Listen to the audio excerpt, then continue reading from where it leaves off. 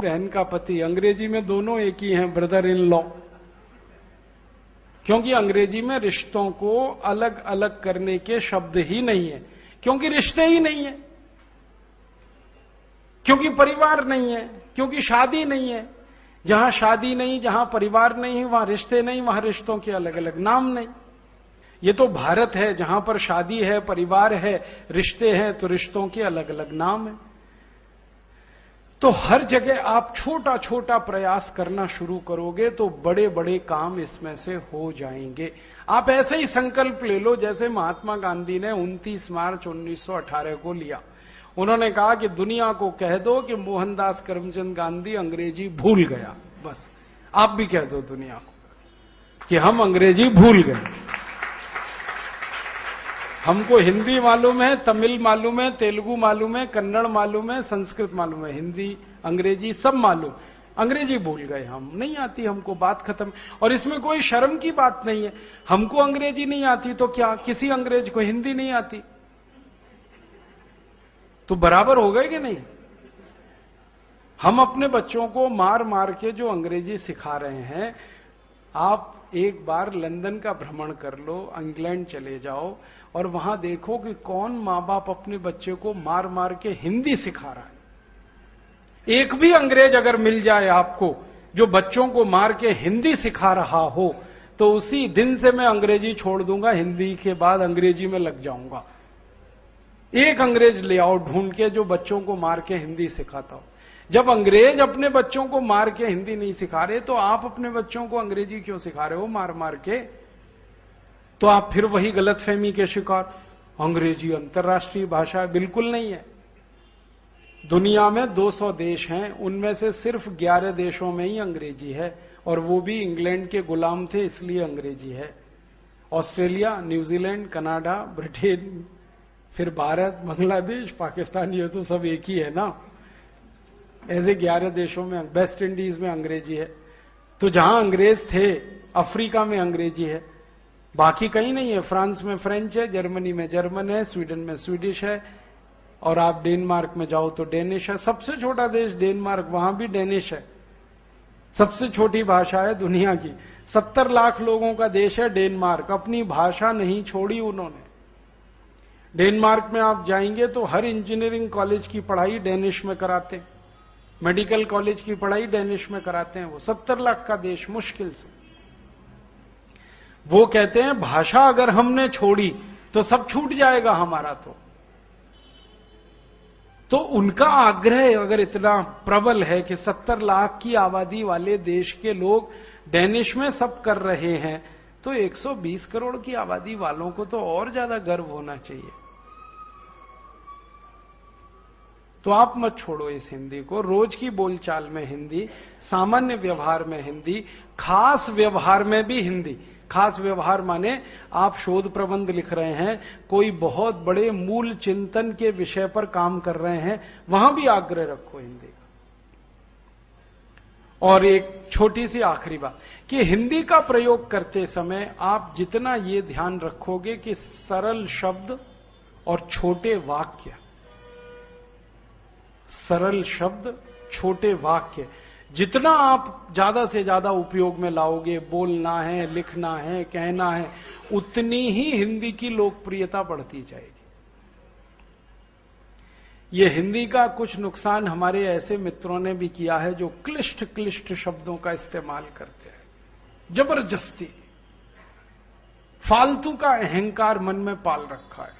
भारी शब्द होना चाहिए, सामने वाले के समझ में ना आए, करोगे क्या उस भारी शब्द का? कई बार अपने समझ में नहीं आता। तो ये भगवान के लिए मत करो। देखो, ईश्वर के बारे में ये कहा जाता है कि ईश्वर जो है ना, सीधी सच्ची बात को सबसे जल्दी सुनता है। ठीक है, तो सामने वाला भी सीधी सच्ची बात को सबसे जल्दी सुनता है। जो ईश्वर करता है वही सब करते हैं।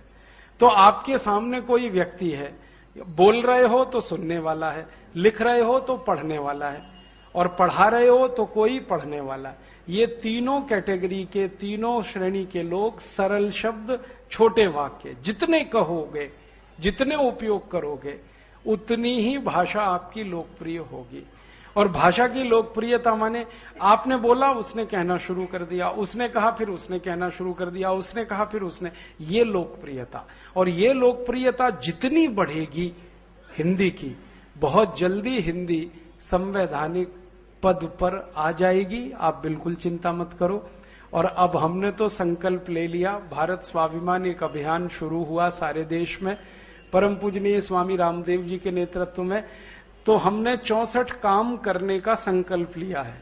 उसमें से एक काम है कि भारत की पूरी शिक्षा व्यवस्था में से अंग्रेजी को निकाल बाहर करेंगे और हर शिक्षा के पाठ्यक्रम में मातृभाषा होगी या राष्ट्रभाषा होगी। ये हमारा संकल्प है, हम तो करने ही वाले हैं। और 4-5 साल बाद ये होने वाला है। तो 4-5 साल बाद जब ये हो जाएगा, उसके लिए मैं आपको अभी से तैयार कर रहा हूं। नहीं तो अचानक से हुआ तो आप ही बौखला जाओगे। अगर हमने आज ही सारे देश में ये कर दिया कि अंग्रेजी भाषा को पाठ्यक्रम से निकाल दिया, तो आप जैसे माता पिता ही हमारे खिलाफ खड़े हो जाएंगे, हमारे बच्चे को पीछे करना चाहते हैं, आगे नहीं लाने देना चाहते हैं।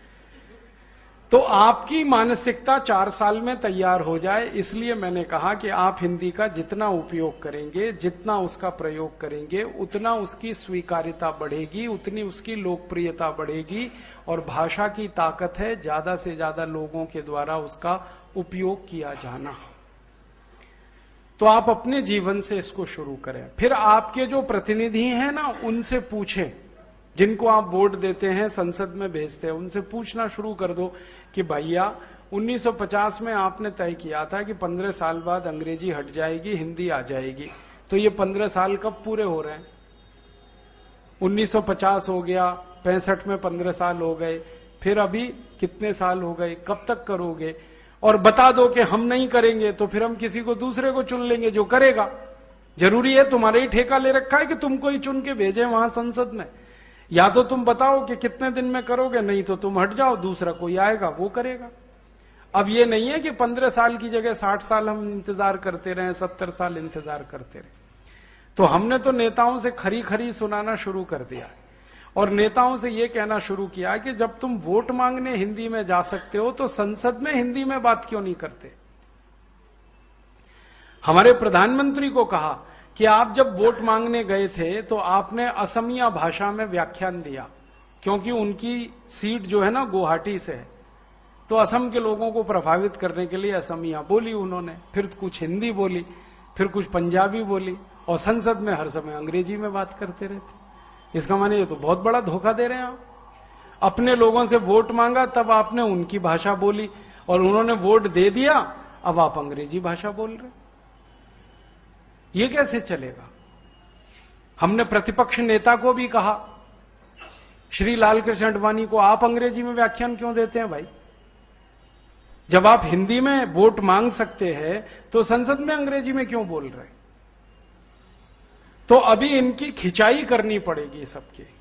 आप इनसे सवाल पूछते जाओ, इनके पास जवाब नहीं हो तो ये खुद ही जगह छोड़ेंगे और वो जगह ऐसे लोगों द्वारा भरी जाएगी जो हिंदी की बात करेंगे, राष्ट्रभाषा की बात करेंगे, मातृभाषा की बात करेंगे।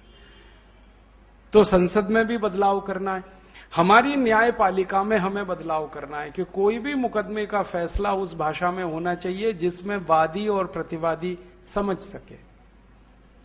अगर वादी प्रतिवादी तेलुगु वाला है तो फैसला तेलुगु में आना चाहिए, और कोई जज ये कहता है मुझे तेलुगु नहीं आती तो उसको तेलुगु सीखनी पड़ेगी, नहीं सीखेगा तो नौकरी छोड़नी पड़ेगी।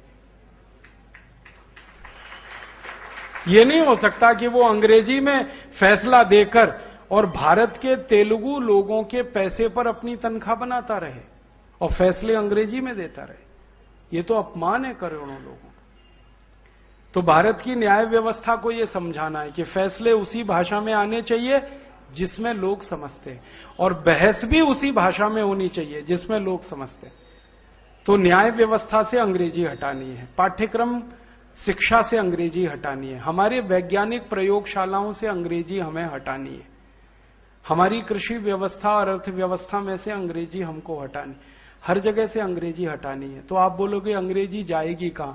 अंग्रेजी जाएगी पुस्तकालय में, बस, और कहीं नहीं। सब समाज के अलग अलग अंगों से अंग्रेजी को हटाकर रखना है पुस्तकालय में। जिसको पढ़ना है वो पुस्तकालय जाए, पढ़े और अपना काम चलाए। समाज में अंग्रेजी नहीं होगी, संसद में नहीं होगी, न्यायालय में नहीं होगी, हमारे विज्ञान प्रयोगशालाओं में नहीं होगी, सरकारी दफ्तरों में नहीं होगी, कामकाज के स्थान पर नहीं होगी। अंग्रेजी होगी पुस्तकालय में। जैसे बहुत सारी चीजें होती है ना अलग अलग जगह, तो वैसे ही इसकी जगह पुस्तकालय या अंग्रेजी होगी। इंग्लैंड में 2 ही जगह हैं, या तो हमारे पुस्तकालय में रहेगी, आप जाओ पढ़ लो, जिसको सीखना है समझ लो, और अगर उपयोग करना है कर लो। भाषा के स्तर पर हमारी उससे दुश्मनी नहीं है, लेकिन वो हमारे व्यवहार में नहीं होगी। व्यवहार में हमारी मातृभाषा राष्ट्र। ये 2 बड़े संकल्प हमने कर लिए भारत स्वाभिमान की तरफ से, और इन संकल्पों को पूरा करने के लिए 10 करोड़ लोगों का संगठन बना रहे हैं, और बहुत तेजी से हमारा संगठन बढ़ रहा है। आपको खुशी होगी, 1.5 साल हुआ ये संगठन बने, 680 जिलों में हमारी शाखाएं खुल गई। 2,50,000 हमारे पास इस समय पदाधिकारी और योग शिक्षक हैं जो निस्वार्थ काम कर रहे हैं। 11 लाख अगले 2 साल में आने की तैयारी में लगे हुए हैं। 50 लाख हमारे सामान्य सदस्य बन चुके हैं। हर दिन 10 से 15,000 लोग इसके सदस्य बन रहे हैं। 10 साल का लक्ष्य है कि 10 करोड़ सदस्य हो जाएंगे, और जिस दिन ये 10 करोड़ सदस्य हो जाएंगे उस दिन हम सब कर पाएंगे। क्योंकि आप जानते हैं प्रजातंत्र में, लोकतंत्र में वही काम करवा पाते हैं जिनके पास जनता की ताकत है। अच्छा हो या बुरा कोई भी काम, तो हमें जनता की ताकत इकट्ठी करके ये करवा लेना है। तो हिंदी को वो स्थान मिले जो 64 साल पहले मिल जाना चाहिए था। मातृभाषा ही नहीं, राष्ट्रभाषा के संविधान इसकी स्वीकृति प्रदान करे, और ऐसी स्वीकृति प्रदान करे कि भविष्य में कोई भी सरकार आए वो उसे बदल ना पाए। आपको मालूम है संविधान का कुछ हिस्सा जो है बदला नहीं जा सकता, उस हिस्से में हम हिंदी को लाने वाले हैं, जिसको आप संविधान की प्रस्तावना कहते हैं। प्रस्तावना बदली नहीं जाती, उसमें एडिशन हो सकता है, निकाल नहीं सकते आप। अगर भारत के संविधान में एक शब्द डाला जा सकता है सोशलिज्म, तो हिंदी राष्ट्रभाषा भी आ सकती है उसी संविधान। आपको मालूम है श्रीमती इंदिरा गांधी ने डाला था सोशलिज्म, और उस समय डाला था जब इमरजेंसी लगाई थी। तो अगर समाजवाद आ सकता है तो हिंदी राष्ट्रभाषा होगी देश की, इतना वाक्य भी प्रस्तावना में आ सकता है। और अगर उसके साथ कुछ और जोड़ना है तो हिंदी राष्ट्रभाषा होगी और सभी राजभाषाएं होंगी। तमिल, तेलुगु, कन्नड़, मलयालम, उड़िया, बांग्ला, ये सब राजभाषाएं होंगी। हिंदी राष्ट्रभाषा होगी, किसी को कोई आपत्ति नहीं। और ये बात हम सबसे करके देख चुके हैं। वो कहते हैं कि सभी मातृभाषाओं को आप राजभाषा बना दो, हिंदी को भले राष्ट्रभाषा बना दो, उनको किसी को आपत्ति नहीं। तमिल लोगों को भी आपत्ति नहीं। हाँ, उनको इतना दिल में है कि अगर हम हिंदी सीखेंगे तो आप तमिल सीख लो, तो हम सीखेंगे भाई, क्यों नहीं सीखेंगे। जब दुनिया की सबसे कचरा और रद्दी भाषा अंग्रेजी सीख सकते हैं, तमिल क्यों नहीं सीखेंगे। तमिल सीखेंगे, तेलुगु सीखेंगे, कन्नड़ सीखेंगे, मलयालम सीखेंगे। और हम जो स्कूल तय कर रहे हैं ना भाषा के लिए, वो ये कि पूरे भारत में हर विद्यार्थी को कम से कम 3 भाषा बचपन से सिखाई जाएंगी। एक तो उसकी मातृभाषा, वो तो सीखेगा ही स्वाभाविक, और 2 भाषाएं ऐसी, एक उसकी राष्ट्रभाषा, मातृभाषा राष्ट्रभाषा। अब जैसे आंध्र के बच्चे हैं, सब तेलुगु सीखेंगे, हिंदी सीखेंगे, और एक सीखेंगे पड़ोसी राज्य की भाषा। आंध्र के पड़ोस में तमिलनाडु है तो सब तमिल सीखेंगे, और तमिलनाडु वाले तेलुगु सीखेंगे। इसी तरह से हम हिंदी वाले तमिल और तेलुगु सीखेंगे, कन्नड़ सीखेंगे, मलयालम सीखेंगे। बच्चों को बचपन से भाषा सिखाओ तो बहुत अच्छे से सीखते हैं, जल्दी सीखते हैं। तो हर बच्चे को 3-4 भाषाएं अगर भारत की आ गई तो उसका तो काम चलने ही वाला है, और इससे राष्ट्रीय एकता मजबूत होगी। उत्तर वाले तमिल, तेलुगु, कन्नड़ सीख लें, तो दक्षिण वालों को हिंदी सीखने में कोई आपत्ति नहीं है। तो पहल हम करेंगे उत्तर भारतवासी, उत्तर वाले कि हम सीखेंगे तमिल, तेलुगु, कन्नड़, मलयालम। तो फिर यहां कैसे मना करेंगे हिंदी को सीखने? ये तो गड़बड़ी ये हुई कि हम तमिल, तेलुगु, कन्नड़ तो सीखते नहीं, अंग्रेजी सीख लेते। अपने राज्य की भाषा अपने राष्ट्र की आती नहीं, दुनिया में 20,000 मील दूर की भाषा आती है, करें क्या उसका? जीवन में उपयोगी नहीं। तो भाषा के स्तर पर और धीरे धीरे हमारी कोशिश ये है कि सभी भाषाएं भारत की हैं और भारत इन्हीं से बना है, तो भारत की राष्ट्रीय एकता भी इसी में से निकलेगी। तो ऐसा हमारा प्रयास है। आप सब लोग इसमें थोड़ा सहयोग करेंगे तो ये जरूर होने वाला है, नहीं करेंगे तो भी होने वाला है। अंतिम बात कह के खत्म करूंगा। क्यों होने वाला है, ध्यान से सुनिए। भारत में जब भी कोई काम किसी सन्यासी ने शुरू किया है तो वो पूरा ही हुआ है।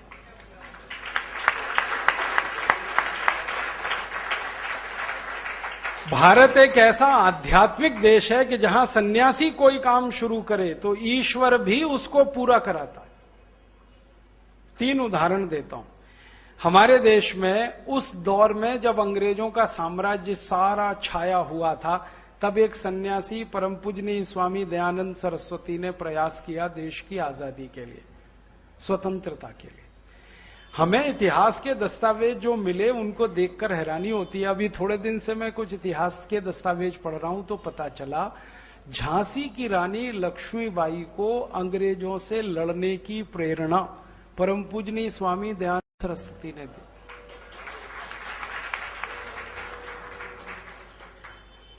झांसी की रानी लक्ष्मीबाई तो हार के, निराश होके, उदास होके बैठ गई थी, महल से बाहर चली गई। महल छीन लिया अंग्रेजों ने, पति छीन लिया ईश्वर ने, विधवा हो गई, अंग्रेजों ने संपत्ति छीन ली, कुछ बचा नहीं। तो एक बहुत छोटे से घर में झांसी के बाहर उसने विधवा का जीवन बिताना शुरू किया। उस समय परम पूजनीय स्वामी दयानंद सरस्वती की प्रेरणा उसको हुई और उसने तलवार उठाई। और वही प्रेरणा फिर तात्या टोपे को हुई, उन्होंने तलवार उठाई। नाना साहब पेशवा को हुई, वासुदेव बलवंत फड़के को हुई, और ऐसे 7,32,780 क्रांतिकारियों को एक ही तरह की प्रेरणा हो गई। सन्यासी का संकल्प और क्रांतिकारियों उस संकल्प से मिली प्रेरणा और लड़के आजाद करा लिया देश को। तो सन्यासी का संकल्प ऐसे पूरा होता है। एक और सन्यासी हुए समर्थ गुरु रामदास, महाराष्ट्र में। उस समय औरंगजेब का शासन था पूरे भारत पर। औरंगजेब बहुत अत्याचारी, क्रूर राजा था, आप सभी जानते। हिंदुओं को मारना, पीटना, मुसलमान बनाना। हिंदुओं के जनेऊ काटता था, जनेऊ ना कटवाए कोई तो गर्दन काटता। बहुत अत्याचार किया। उस अत्याचारी औरंगजेब को खत्म होना चाहिए, ये पहला संकल्प था समर्थ गुरु रामदास का। और सन्यासी ने संकल्प लिया तो देखो परमपिता परमात्मा ने 2 महान आत्माएं इस देश में भेज दी। एक थे गुरु गोविंद सिंह उत्तर भारत में, एक थे छत्रपति शिवाजी दक्षिण भारत में। दोनों ने अंग्रेजों से लड़ा। आपको मालूम है गुरु गोविंद सिंह वो सिखों के 10वें गुरु थे जिनके बच्चों को दीवार में चिनवा दिया गया औरंगजेब के द्वारा, लेकिन उन्होंने लड़ाई नहीं बंद की, संघर्ष बंद नहीं किया। और एक दिन वो संघर्ष फला। 1707 में औरंगजेब का शासन पूरे भारत से खत्म हो गया और 1707 में औरंगजेब मर गया। अब मैं हैरान होता हूं बार बार ये सोचकर कि 300 साल का मुगल शासन 2 क्रांतिवीरों ने खत्म करा दिया, छत्रपति शिवाजी और गुरु गोविंद सिंह। ये कैसे संभव है? ये परमपिता परमात्मा की कृपा हो तो संभव है। और ये परमपिता परमात्मा की कृपा कैसे हुई? एक सन्यासी का संकल्प था, इसलिए। एक और सन्यासी हुए हमारे देश में, स्वामी रामानंद तीर्थ। आपको मालूम है हैदराबाद आजाद कराने का संकल्प उन्हीं का था सबसे पहला, क्योंकि निजाम तो बोलता था कि मैं तो पाकिस्तान लेके जाऊंगा इसको। जूनागढ़ का नवाब कहता था मैं भी पाकिस्तान जाऊंगा अपने राज्य को लेकर। गोवा गुलाम था पुर्तगालियों का, जूनागढ़ हैदराबाद गुलाम था अपने अपने नवाबों का। उस समय स्वामी रामानंद तीर्थ ने संकल्प लिया कि भारत अगर आजाद है तो भारत की इंच इंच जमीन आजाद होनी चाहिए। अब देखो, स्वामी रामानंद तीर्थ ने संकल्प लिया, भगवान ने सरदार वल्लभ भाई पटेल को देश का गृह मंत्री बना दिया। वो भगवान की कुछ लीला थी, वरना उनको तो प्रधानमंत्री बनना था इस देश का, लेकिन बन गए वो गृह मंत्री। गृह मंत्री बनते ही उन्होंने जो प्रयास किए, जूनागढ़, हैदराबाद, गोवा, ट्रावनकोर, भोपाल, ऐसी 565 रियासतें भारत में मिली और भारत सच में आजाद हुआ। मेरा कहना है कि जब जब सन्यासी संकल्प करते हैं ऐसा होता है। अब एक सन्यासी है स्वामी रामदेव जी, उन्होंने संकल्प ले रखा है कि भारत में स्वदेशीकरण होना चाहिए, भारतीयता होनी चाहिए, अंग्रेजी हटनी चाहिए, अंग्रेजों के कानून हटने चाहिए, भ्रष्टाचार खत्म होना चाहिए, गरीबी, भुखमरी, बेकारी खत्म होनी चाहिए, बीमारियां खत्म होनी चाहिए। ऐसे उन्होंने संकल्प ले रखा। 1857 में हम परम पूजनीय स्वामी दयानंद जी के साथ थे, अब स्वामी रामदेव जी के साथ हैं। दोनों एक ही परंपरा के सन्यासी, और सन्यासी का संकल्प भारत में हमेशा पूरा हुआ है, तो ये भी पूरा होगा। इसलिए मैंने कहा आप सहयोग करें तो अच्छा है, नहीं करेंगे तो भी होगा। और जब हो जाएगा तब आपको अफसोस होगा, अरे हमने क्यों नहीं इसमें सहयोग किया। तो अफसोस ना करना पड़े 4 साल बाद, इसलिए आप इसमें सहयोग करें। ये काम तो होने वाला है। और कई बार मैं ये सोचता हूं कि ये शायद ईश्वर की योजना है, हम तो निमित्त मात्र हैं। ईश्वर चाहता है कि अब भारत का भला हो, अच्छा हो, क्योंकि बहुत बुरा हो चुका है अब तक। हर देश के इतिहास में एक दौर ऐसा आता है कि जब वो देश बिल्कुल नीचे गिर जाता है, फिर इतिहास में चक्र घूमता है, फिर वो देश ऊपर उठता है। तो अब ऐसा समय आया कि भारत को ऊपर उठना है, तो ईश्वर ने ये योजना बनाई, एक सन्यासी को भेज दिया, अब हम सबको इकट्ठा कर दिया उसके साथ। और अच्छी बात ये हो रही है कि वो सन्यासी के साथ और भी बहुत सारे सन्यासी इकट्ठे हो रहे हैं। ये भारत स्वाभिमान अभियान में पता है इस समय परम पूजनीय स्वामी रामदेव जी तो मुख्य सेनापति हैं, 70 और सन्यासी इसमें जुड़ चुके हैं, ये मालूम है आपको। परम पूजनीय स्वामी सत्यमित्रानंद गिरी, भारत माता मंदिर वाले, वो इसमें जुड़ चुके। परम पूजनीय स्वामी अवधेशानंद गिरी, महामंडलेश्वर, वो इसमें जुड़ चुके। परम पूजनीय स्वामी गोविंद देवगिरी, वो इसमें जुड़ चुके।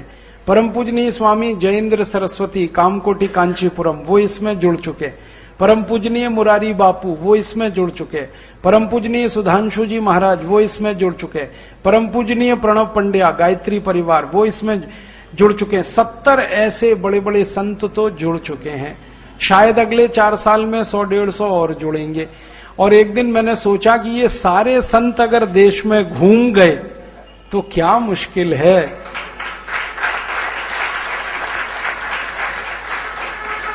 एक दिन मैंने ये सब संतों के भगतों को जोड़ना शुरू किया कि इनके भगत कितने, तो 50 करोड़ से ज्यादा तो इनके भगत हैं देश में। अगर ये सारे संत एक स्वर से एक बात कह देंगे तो 50 करोड़ लोगों के लिए तो पत्थर की लकीर है वो। तो मुश्किल क्या है, जिस देश के 50 करोड़ लोग एक तरफ हो जाए वहां तो कुछ भी संभव है। संसद बदल जाएगी, संविधान बदल जाएगा, कानून बदल जाएंगे, क्योंकि संविधान बदलने के लिए जितनी ताकत चाहिए 50 करोड़ लोग तो बहुत होते हैं। 411 सांसद अगर आपके पास हैं तो आप संविधान बदल सकते हैं, कानून बदल सकते हैं, भाषा अंग्रेजी को हमेशा के लिए दफन कर सकते हैं, कोई चू नहीं करेगा देश में।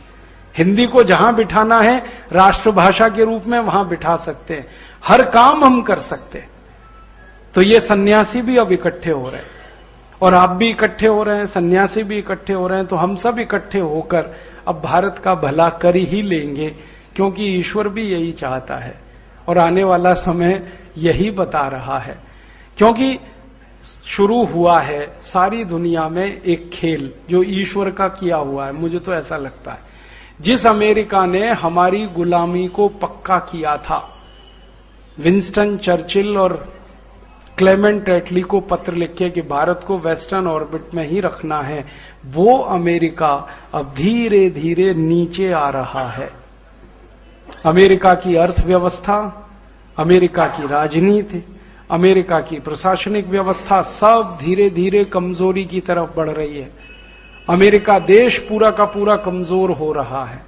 उनके लोगों का जो हेकड़ी और अहंकार था वो सब निकल रहा है धीरे धीरे।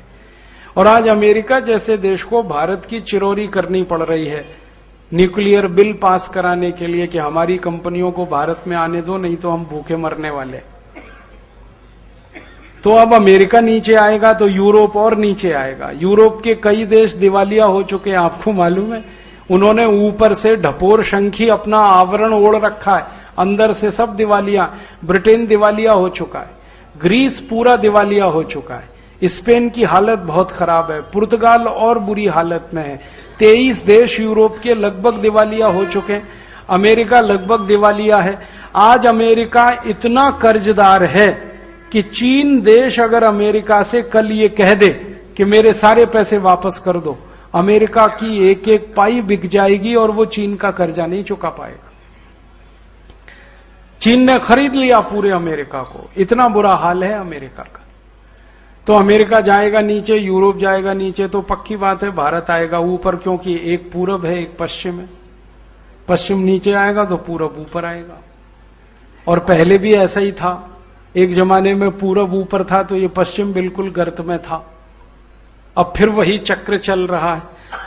तो ईश्वर की भी योजना यही है कि अब पश्चिम नीचे आए, पूर्व ऊपर उठे, और आप थोड़ा थोड़ा सहयोग करोगे तो श्रेय आपको मिलेगा, करवाएगा तो वो, क्योंकि योजना तो उसकी है। आप तो वैसे ही श्रेय पा जाओगे। तो मैं तो आपको निमंत्रण देने आया कि आ जाओ जल्दी से इसमें। 4 साल बाद जब ये सफल होगा तो श्रेय आपको मिलेगा, करवाएगा तो परमपिता परमात्मा, हम तो निमित्त हैं। और सारे साधु सन्यासी और संतों का आशीर्वाद धीरे धीरे जिस एक काम पर केंद्रित हो जाता है उस काम में शक्ति बहुत आ जाती है, क्योंकि सन्यासी का अपना कुछ नहीं होता। वो जो करता है समाज के लिए करता है, राष्ट्र के लिए करता है, और शायद ईश्वर इसलिए सन्यासियों की भरपूर मदद करता है। तो अपना भारत विश्व गुरु फिर बनेगा, हिंदी राष्ट्रभाषा नहीं विश्व भाषा बनेगी, ऐसा हमें सपना देखना है। और इस सपने को पूरा करने के लिए अपनी पूरी ताकत तन मन धन लगा देना है। यही भावनाएं लेकर मैं आया। आज हिंदी दिवस पर आप एक संकल्प लेकर जाएं कि अपनी हिंदी राष्ट्रभाषा ही ना बने, विश्व भाषा बने। और मैंने एक ही बात कही, वो ध्यान रखने की है, भाषा का जितना ज्यादा उपयोग होता है उसकी ताकत उतनी बढ़ती है। तो हिंदी का उपयोग आप अपने जीवन में इतना बढ़ा दीजिए कि राष्ट्र की ये ताकत बने, फिर एशिया खंड में बढ़ जाए इसका उपयोग, तो ये एशिया की ताकत बने, फिर विश्व में, तो विश्व में ये ताकत बन जाए, विश्व भाषा बन जाए। मेरा इशारा है, संयुक्त राष्ट्र जिस दिन इसको स्वीकार कर लेगा उस दिन ये विश्व भाषा हो जाएगी। और उसके लिए हम सब लगेंगे प्राणपण से। इसी भावना से ईश्वर हमको शक्ति दे, सामर्थ्य दे, हमारी सद्बुद्धि को सही काम में लगाए रखे।